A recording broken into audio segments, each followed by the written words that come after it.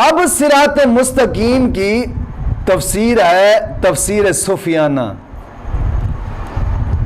صراط مستقیم کی تفسیر سفیانہ وہ یہ ہے کہ صوفی لوگ کہتے ہیں کہ جو ہدایت ہوتی ہے نا، ہدایت یہ چند طرح کی ہوتی ہے. ہدایت چند طرح کی ہوتی ہے. ایک ہدایت ہے ہدایت الہامی، صوفی لوگ کہتے ہیں یہ ہدایت الہامی ہے، جو کسی کو بتائے بغیر خود بخود حاصل ہو جاتی ہے. کوئی نہ بتائے، کوئی بھی نہ بتائے، یہ خود بخود حاصل ہو جاتی. اس کو ہدایت الہامی کہا جاتا ہے. مثال کے طور پر بچہ ہے، پستان چوستا ہے. کس نے بتایا بچے کو کہ پستان چوس؟ یہی ہدایت الہامی ہے جو بغیر کسی کے بتائے حاصل ہو جائے. یا بچے کو دودھ کی ضرورت ہے، روتا ہے، رو رو کر ماں سے دودھ مانگتا ہے. کس نے بچے کو یہ طریقہ سکھایا ہے؟ یہی ہدایت الہامی ہے کہ جناب علی کوئی نہ بتائے، بغیر کسی کے بتائے حاصل ہو. یہ دونوں چیزیں، بچہ پستان کو چوستا ہے یا بچہ ماں سے رو رو کر دودھ مانگتا ہے، یہ ہدایت الہامی ہوتی ہے. کوئی نہیں بتاتا بچے کو، خود بخود بچے کے ذہن پہ اور دل دماغ اور سینے میں آ جاتی ہے. اور دوسری ہدایت ہوتی ہے ہدایت احساسی. یہ وہ ہدایت ہوتی ہے کہ جو حواس درست ہونے کے بعد حاصل ہو، جو حواس درست ہونے کے بعد حاصل ہو. جس طرح کہ بچہ ہوش سنبھالنے کے بعد اچھی اور بری چیزوں کو سمجھ لیتا ہے. کیونکہ اب ایک چھوٹا بچہ ہے جو بالکل نہ سمجھ ہے، 1-2 سال کا ہے، ننگی بھی تار پڑی ہو جا کر ہاتھ لگا دے گا. پانی کے نالے جا رہے ہیں، جا کر اس کے اندر چلا جائے گا. اس کو کیا پتا کہ میں ڈوب کر مر جاؤں گا. لیکن جب ہوش سنبھالے گا نا، جیسے اس کو ہوش آئے گا پھر وہ ان چیزوں سے ڈرے گا، قریب نہیں جائے گا، پانی کے اندر ایسے نہیں ڈوبے گا، پہلے اس کو چیک کرے گا. تو جو حواس درست ہونے کے بعد حاصل ہو، یہ ہدایت احساسی ہوتی ہے. بچہ اس وقت سمجھ لیتا ہے کہ بری چیز کیا ہے اور اچھی چیز کیا ہے. تیسری ہوتی ہے ہدایت عقلی، جو عقل کی مدد سے حاصل ہو، جو عقل کی مدد سے حاصل ہو. اس سے ہدایت نظری بھی کہتے ہیں. ہدایت نظری بھی کہتے ہیں. یہ دلائل سے حاصل ہوتی ہے، یعنی انسان اپنی عقل کی مدد سے دلائل قائم کرے اور پھر اس سے نتیجہ نکالے. یہ ہدایت عقلی ہے. چوتھی ہوتی ہے ہدایت الہیہ. ہدایت الہیہ جو کہ پیغمبروں کی مدد اور اللہ رب العزت کے خاص کرم سے حاصل ہوتی ہے. یعنی جن چیزوں کو ہم عقل اور دلائل سے معلوم نہیں کر سکتے، اس کی راہبری کے لیے اللہ رب العزت نے انبیاء کرام علیہ الصلوۃ والسلام کو ہمارے پاس بھیجا.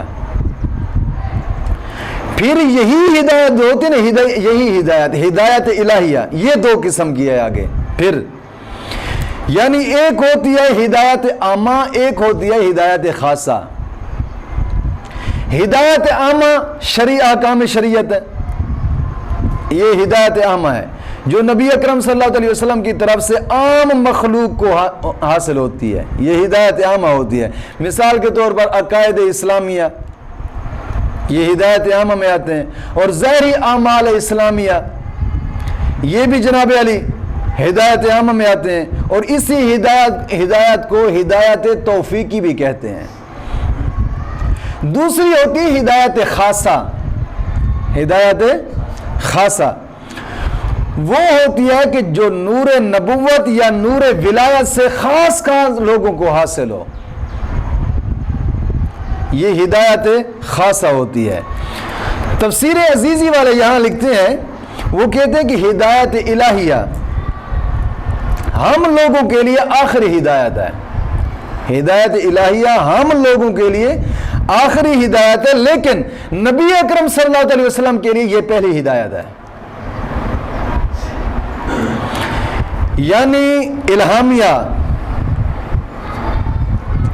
خاص بندے جو پیدائشی طور پر عارف باللہ ہوتے ہیں، پیدائشی طور پر عارف باللہ ہوتے ہیں، جس طرح کہ حضرت عیسیٰ علیہ السلام نے پیدا ہوتے ہی فرمایا انی عبداللہ، میں اللہ کا بندہ ہوں، سورۃ مریم آیت نمبر 30 ہے۔ حضرت یحییٰ علیہ السلام کے بارے میں قرآن کریم فرماتا ہے نا وَآتَيْنَاهُ الْحُكْمَ صَبِيًّا، سورۃ مریم آیت نمبر 12 ہے۔ اور نبی اکرم صلی اللہ علیہ وسلم نے پیدا ہوتے ہی سجدہ کیا ہے، پیدا ہوتے ہی سجدہ کیا۔ قرآن کی پہلی آیت کے نزول کے وقت آپ اعتکاف اور ذکر الہی میں مشغول تھے، آقا کریم صلی اللہ علیہ وسلم۔ اور اب ولیوں کی طرف اگر دیکھا جائے تو حضور غوث اعظم رضی اللہ تعالیٰ عنہ رمضان کے دن ماں کا دودھ نہیں پیا۔ حضور غوث اعظم نے رمضان کے دنوں میں ماں کا دودھ نہیں پیا۔ دنیا میں ہر چیز کا مرکز ہوتا ہے، یہ حضور غوث اعظم رضی اللہ تعالیٰ عنہ ان کا واقعہ کئی کتب میں آتا ہے۔ ایک مرتبہ نا رمضان کا چاند نظر آنے لگا، لوگ جناب علی شور مچانے لگے، کوئی کہتا تھا رمضان کا چاند کل نظر آ گیا تھا، آج دو ہے، کوئی کہتا نہیں جناب علی چاند کا نظر نہیں آیا تھا، چاند رمضان کا نظر نہیں آیا، کوئی کہتا ہے آیا ہے، کوئی کہتا نہیں آیا۔ حضور غوث اعظم رضی اللہ تعالیٰ عنہ کی والدہ محترمہ نے جب یہ شور شرابہ سنا نا تو آپ نے پیغام بھیجا، آپ نے فرمایا انہیں کہو کہ چاند نظر آ گیا ہے۔ ان لوگوں نے دلیل پوچھی کہ آپ کو کیسے پتہ چاند نظر آ گیا؟ اس نے کہا آج ہمارے غوث نے دودھ نہیں پیا، رمضان شریف میں آپ نے دودھ نہ پیا تو آپ نے فرمایا میرے بیٹے نے دودھ نہیں پیا، آج رمضان کا چاند نظر آ گیا ہے۔ تو بات یہ ہے کہ حضور غوث اعظم رضی اللہ تعالیٰ نے رمضان کے دن جب پیدا ہوئے تو ماں کا دودھ نہیں پیا، مگر مرکز براہ راست رب سے ملتا ہے، براہ راست رب سے ملتا ہے۔ یعنی تمام مثال کے طور پر تمام دنیا کے سمندر ہیں، تمام دنیا جو ہے یہ سمندر سے پانی لیتی ہے، مگر سمندر رب سے پانی لیتا ہے۔ اسی طرح تمام تارے جو ہیں یہ سورج سے نور لیتے ہیں، سورج رب سے نور لیتا ہے۔ سمندر پانی کا مرکز ہے، سورج نور کا مرکز ہے، جناب مصطفیٰ صلی اللہ تعالی علیہ وسلم ہدایت کے مرکز ہیں۔ یعنی ملتی ہر کسی کو رب سے ہے لیکن ایک مرکز سے ملتی ہے، حضور ہدایت کے مرکز ہیں۔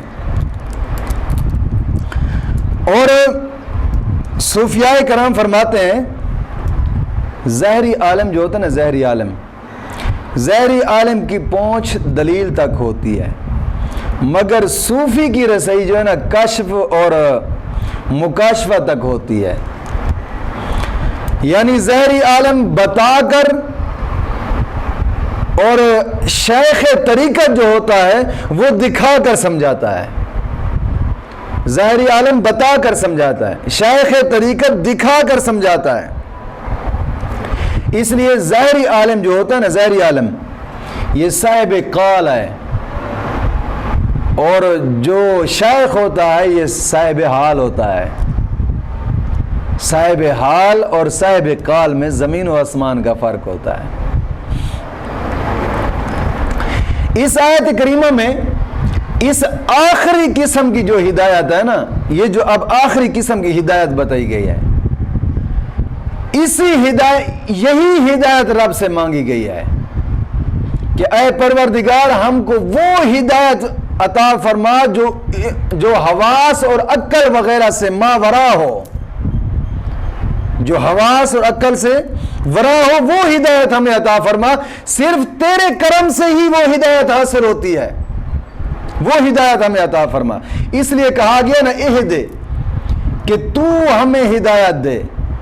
اب اس عہد کا تعلق گزشتہ آیتوں سے اس طرح ہو جائے گا کہ پہلے کہا گیا تھا نعبد نستعین، جس میں فاعل تھا بندہ، جس میں بندہ فاعل تھا.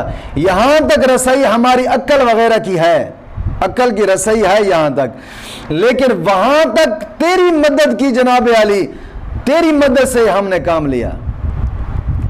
لیکن جو چیز ہماری عقل وغیرہ سے بالا تر ہے, جو بھی چیز ہے, اے مولا اس کی ہدایت تو فرما. یہاں رب کو فاعل قرار دیا گیا ہے.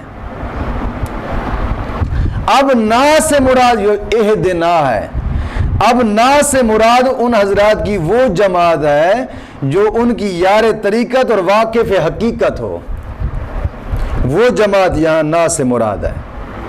گویا کہا جا رہا ہے کہ اے اللہ اس جنگل میں ہم نے قدم تو رکھ دیا, قدم تو رکھ دیا, لیکن اپنے تک پہنچنے کا راستہ, یعنی وہ راستہ جس کی انتہا تو ہے, اس راستے میں ہماری تو رہبری فرما, جس کی انتہا تو ہے. کیونکہ صراط المستقیم, صوفیاء کرام کے نزدیک صراط مستقیم کی چند تفسیریں ہیں, چند تفسیریں ہیں صراط مستقیم. ایک یہ ہے کہ صراط مستقیم وہ راستہ ہے جو محبت اور عقل دونوں کو جامع ہو. اس کا نام سلوک ہے, اس کا نام سلوک ہے. یا کیونکہ محض عقل جو عشق الہی سے خالی ہو یہ بھی بے دین ہے, جو عشق عقل سے خالی ہو وہ بھی فارغ ہے. کیونکہ آج کل تو یہ نظام بہت بڑا چل پڑا ہے.